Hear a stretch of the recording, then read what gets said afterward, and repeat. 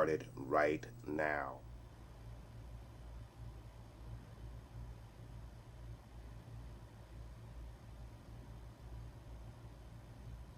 All right, you guys, so this is going to be my Justice League Snyder Cut review.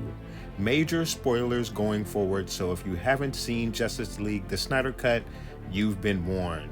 I won't recap the full movie, I'll just cover the major changes and plot points. So, we start with the death of Superman, Batman versus Superman, the death scream heard around the world. It even awakens one of the mother boxes that is being held by Cyborg. Then we get a flashback battle with the Earth Defenders versus Darkseid and his minions.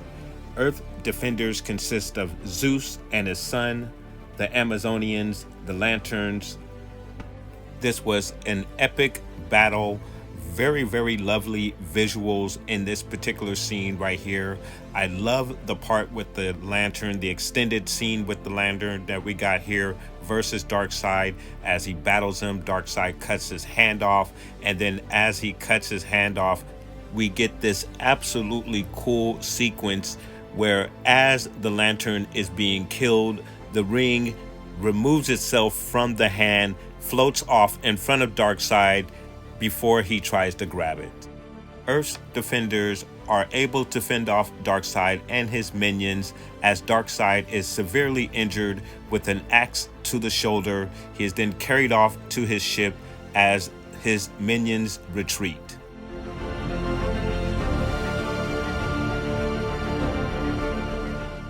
Then we get a little backstory on Cyborg and the Flash.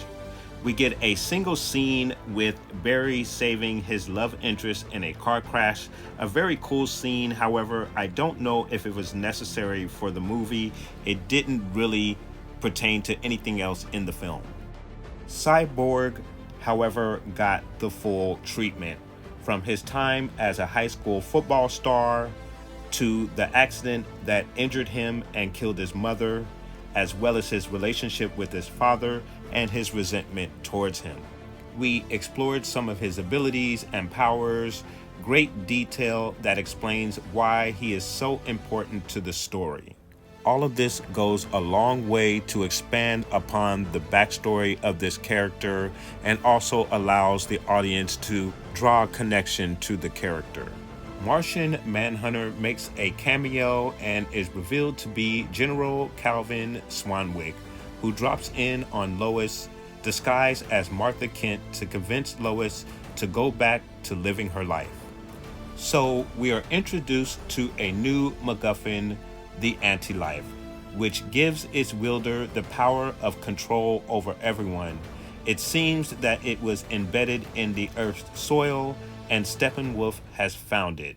And this is his ticket back home, as this is what Darkseid has been searching for.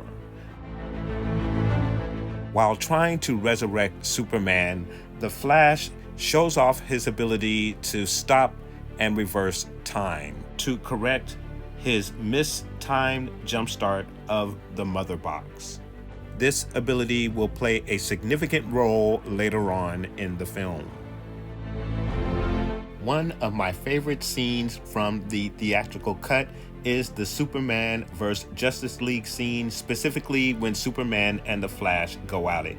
However, in this cut, Superman attempts to use his eye lasers on the Flash, then he attacks Batman with his eye lasers as well, before Lois steps in to stop him. No Alfred rolling up in the Maybach this time.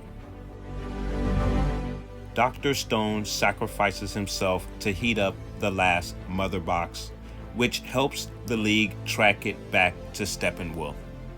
Very, very cool scene, and then also again goes a long way to fill out the backstory for Cyborg and his relationship with his father. The final battle. So, much like the theatrical release, Superman shows up to save the day.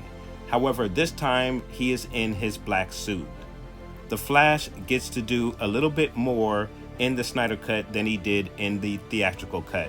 Instead of rescuing townspeople, he must once again race against time, reversing the sink of the mother boxes and getting to Cyborg just in time for him to separate the mother boxes with Superman's help. With a portal with Darkseid open, we get a team-up kill of Steppenwolf with Aquaman impaling him with his trident, Superman punching him off of the trident, and Wonder Woman cutting off his head with it landing at the feet of Darkseid. Very cool scene and an awesome way to kill off the villain in this particular cut of the film. Absolutely loved it. With the Justice League looking on, the portal closes. Darkseid gives out instructions to prepare for invasion of Earth for a conquest of the anti-life, giving us a very awesome setup for Justice League 2. So we then get our mid-credit scene with Lex Luthor and Deathstroke. This was to set up the second Batman film to star Ben Affleck. However, obviously we will not be getting that film now. So during the resurrection of Superman in the Snyder Cut film, we get this small montage of Cyborg's nightmare, which depicts Darkseid taking over the Earth, getting the afterlife, and the death of Wonder Woman. It also shows the death of Aquaman as well. And it's a very, very cool scene. And I wanted to add it at this part of the video to go with Batman's nightmare as well. This obviously is the end credit scene. We have Cyborg. We also have Deathstroke, who is working with Batman. And we also have Mira, as well as the Flash in armor. And the Joker, of course, as well. So this is a very, very cool and very awesome scene. This is a scene where the Joker is basically chastising Batman over allowing Lois's death. In Cyborg's nightmare, he sees Superman holding a charred body, which I believe is Lois. You can obviously see Superman is grieving, and this is why you see Superman working with Darkseid in the Batman's nightmare. The Joker goes on to mention something about multiple timelines and the fact that Bruce has screwed up a bunch of these timelines, which would signal that he is somehow using the Flash to maybe revert time to stop this from happening.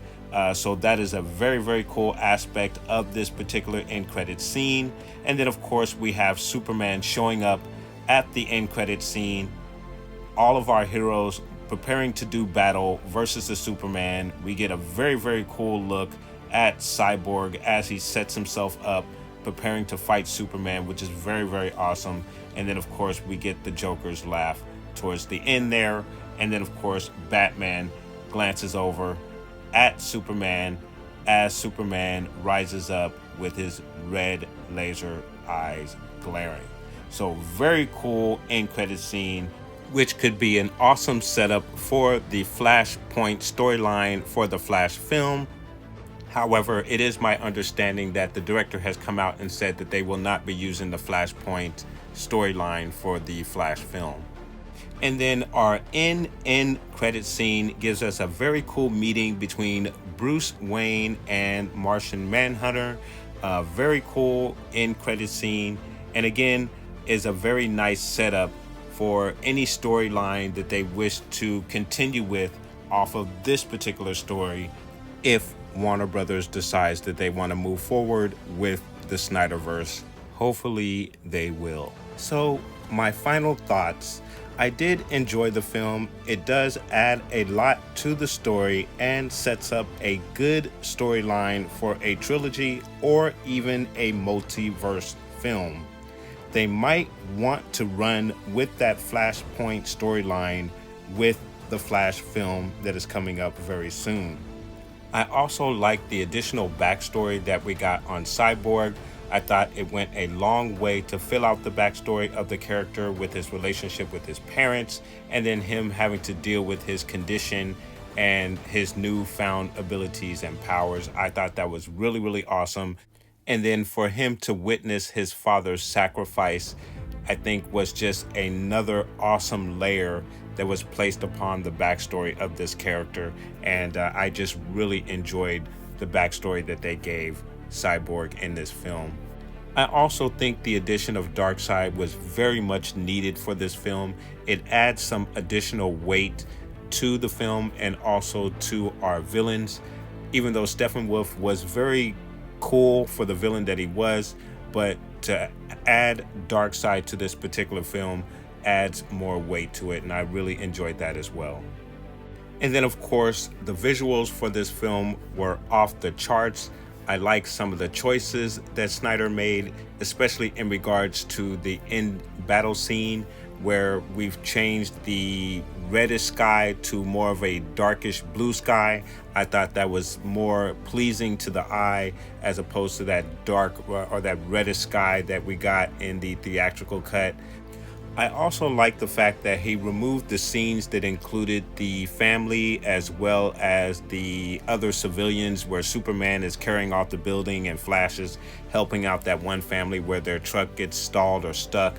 I thought that was a very good choice as well, because those scenes weren't actually needed in the theatrical cut. My problems with the film are that, first of all, it was too long. Normally, you don't get 4 hours to tell your story in cinematic form. There were a few scenes that I felt could have been cut. The scene where the Flash saves his love interest, while it is a very, very cool scene, I'm not sure if it was necessary for the film, and it didn't do much for the character's backstory as well. Some of the CGI was a bit wonky as well, specifically with Cyborg. The rooftop scene where he's practicing with his new abilities, he just looked a little bit wonky there, but other than that, I thought the CGI was actually really, really good in this film. My other issue would be with the anti-life and the explanation of the anti-life. They kind of gave a very vague explanation on what it is and what it does for its user. Obviously, it enables them to control the minds and souls of the individuals, I guess, of the planet, if I'm understanding it correctly. But I think they could have explained it just a little bit better so the audience would understand exactly what it is, especially since they were making it the main MacGuffin for an upcoming sequel, if there were to be a sequel. Overall, I would have to say that I really did enjoy the film. I think it does add a lot to the story. I did enjoy the additional scenes. I thought Snyder made some really, really good choices from the theatrical release, and I most definitely would enjoy a part 2 or even a trilogy out of this particular story. So guys, let me know what your thoughts are in regards to the Snyder Cut Justice League. Did you enjoy it? Would you like to see a sequel of this particular film? What do you think of Snyder's choices? And then also, what did you think of the length of this film? Was it a bit too long for you like it was for me? I did enjoy it, but I did feel it was a bit too long. But let me know and put those comments down below. And I want to thank you guys so much for watching this review. Please force push that like button and click that bell. And then of course, I also do reactions to Falcon and the Winter Soldier. WandaVision and Mandalorian reactions are in my playlist, so please check those out if you're interested. Again, thank you guys so much for watching, and I will see you guys on my next review.